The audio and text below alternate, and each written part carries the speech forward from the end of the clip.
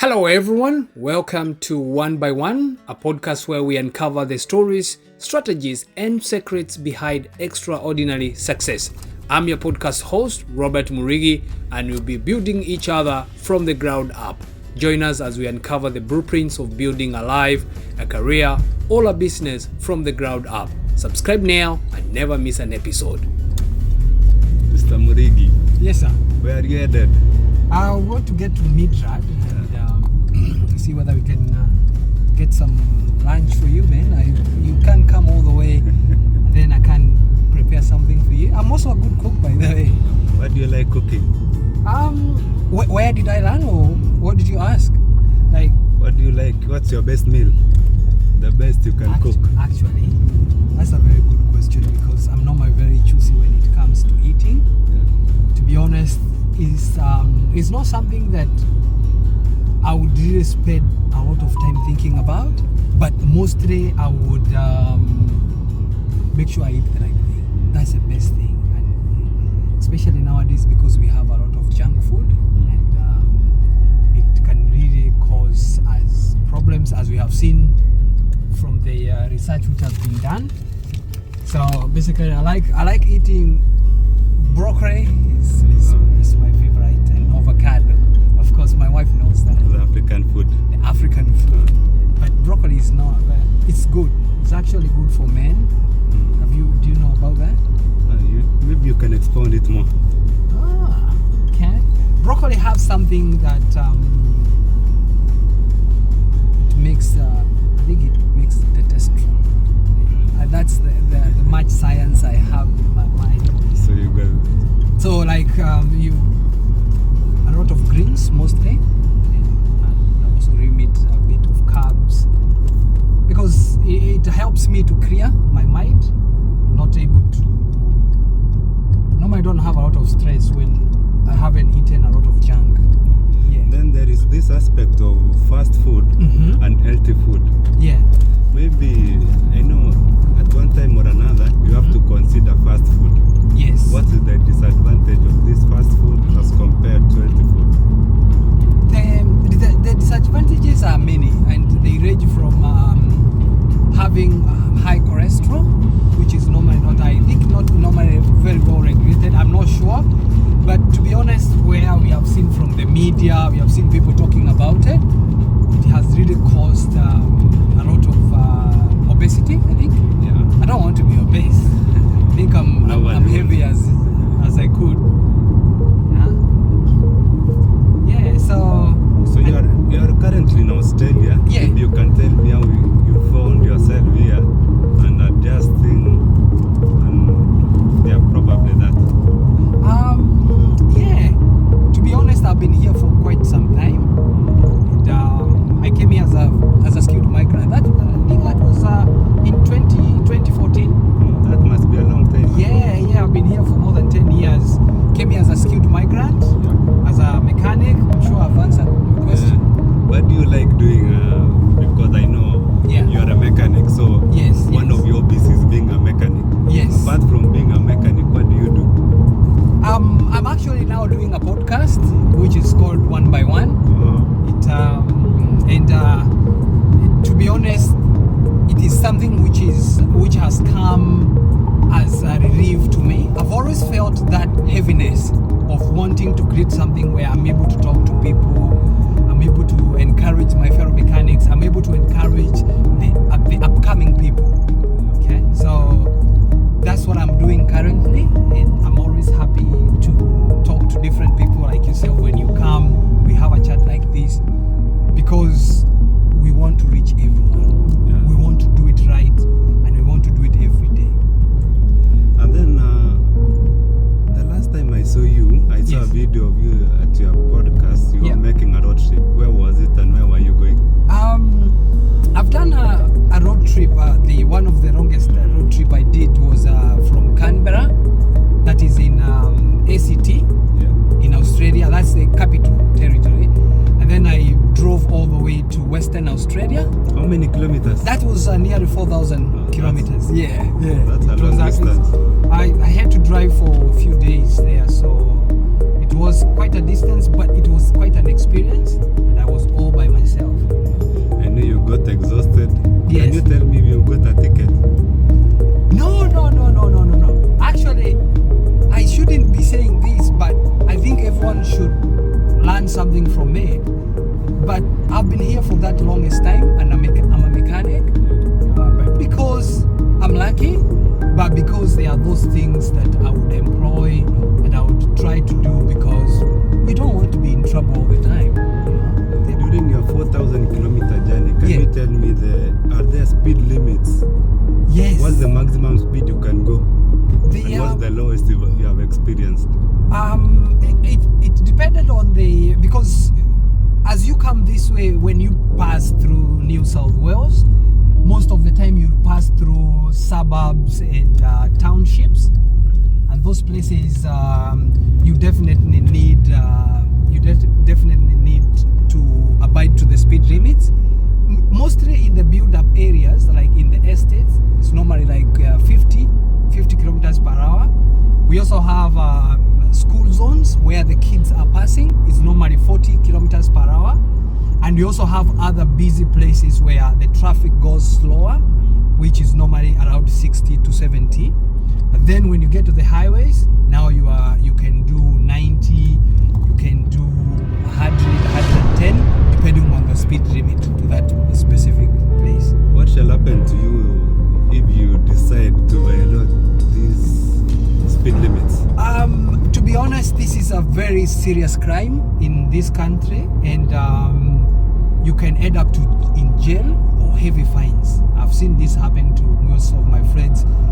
They lose their their driving license, and to be honest, you have been here, you have seen driving a car here is by itself a sole thing that you cannot ignore.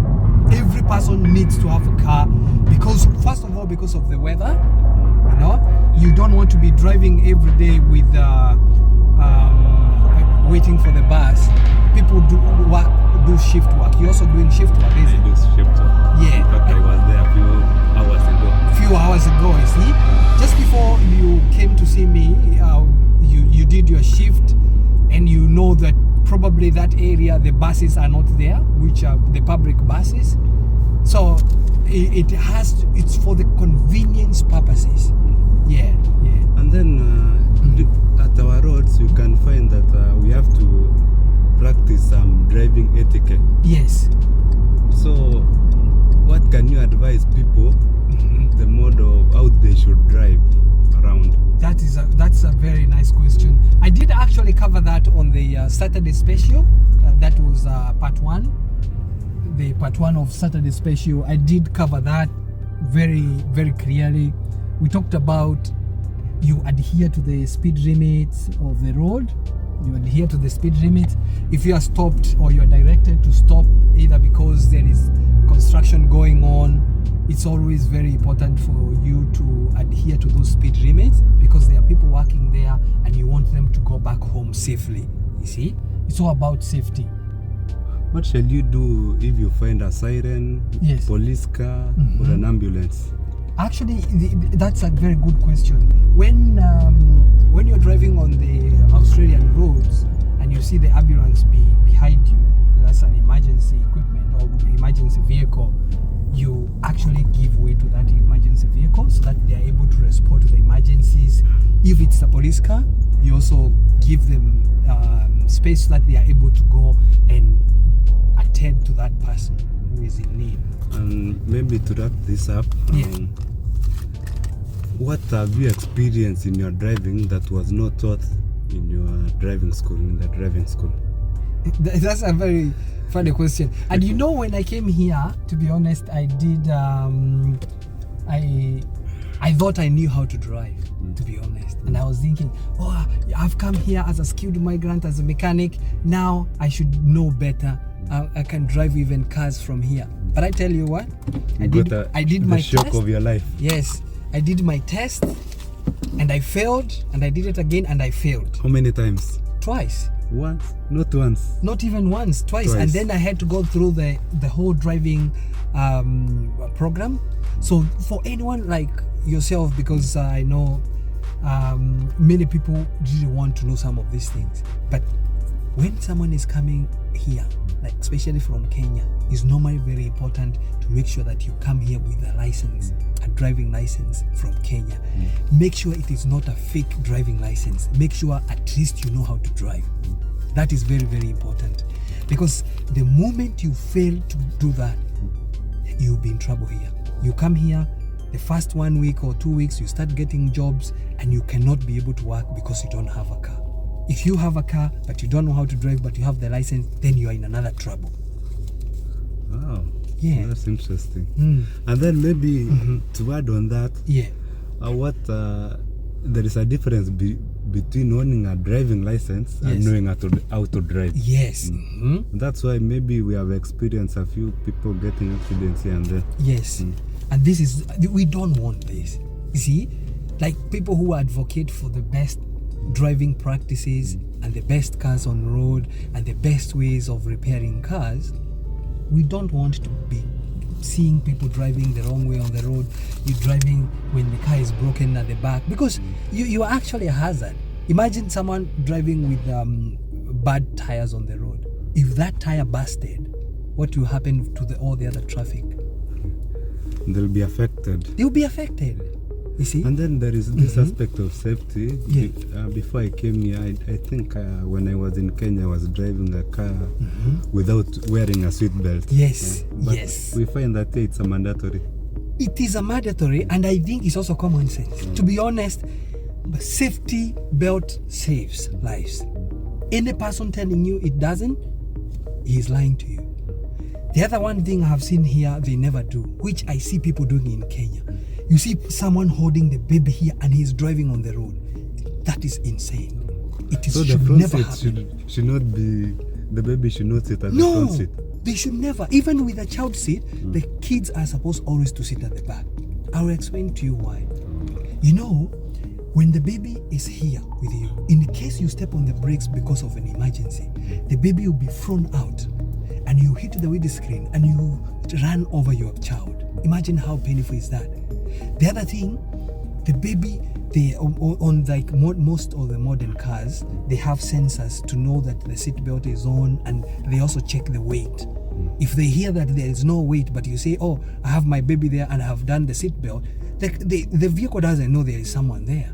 So what happens when the airbags will be deploying? This safety belt will not retract and hold you back. Why? Because they don't know there is anyone there. Okay. Like, they are simple things and people should not ignore these things. It's a life-saving. Life-saving, yes. Yeah. And then maybe to add on that, there is this, can you compare the local traffic in Kenya and here in Australia? Because the routes, the roads, and the mentality of people here are very different. Very different. And you have seen that. You see? And maybe to add on something, the one at the roundabout, because in my place, it's just the first to go to the roundabout is the one who goes fast. But you just find here, the rule is the same actually, even in Kenya. But I think it's either that people we do don't not follow. get taught, or they do not follow, or they're not even willing to do it. So therefore, what happens here, or what should happen, you always give way to the people on your right. Is that the case? Yeah. When you get to the roundabout, you check on your right. If there's someone coming there, if there's someone who is coming on your right, if the roundabout is like a cross, like this, you give them way. Because that person is also giving way to the person in his right. And the cycle goes like that all the way. So which means if all of you obeyed that particular rule, you'll be able to go through that roundabout effortlessly, without any trouble. Because all of you give each other way and you'll be able to go. You'll be like, it's like a puzzle. It will just go, it will fit, it will fall in the right way. And also you asked about the traffic here and in Kenya. Traffic rules should be obeyed, honestly. And speed limit should be observed.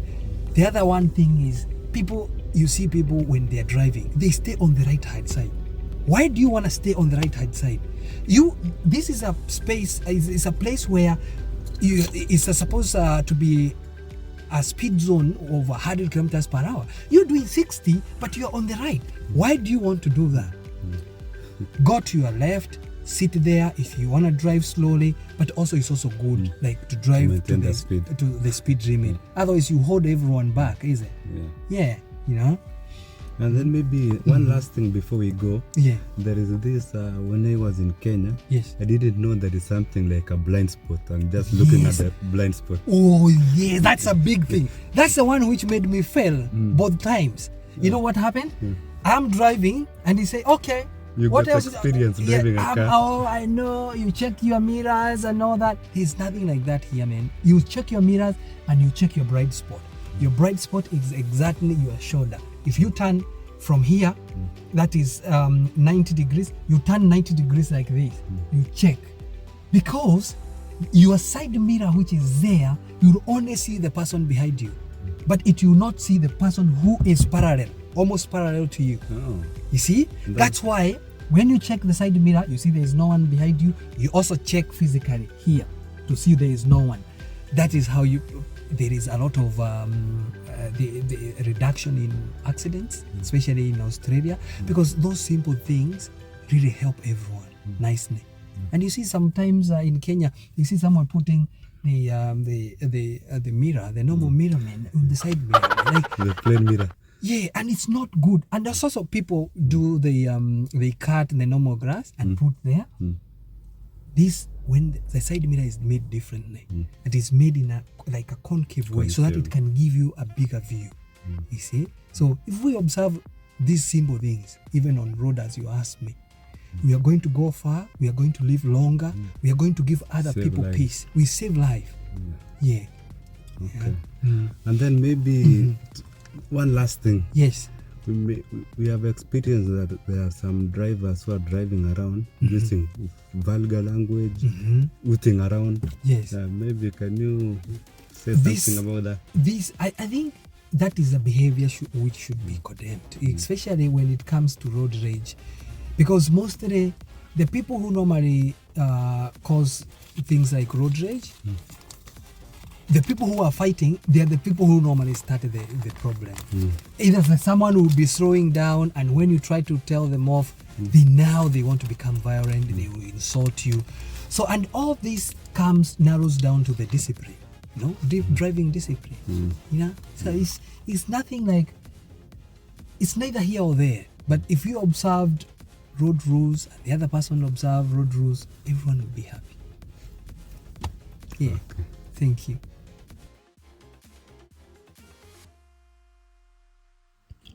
And whether you are an aspiring entrepreneur, a seasoned professional, or simply someone looking for inspiration, One by One will equip you with the tools and insight you need to lay the foundation for your own success story.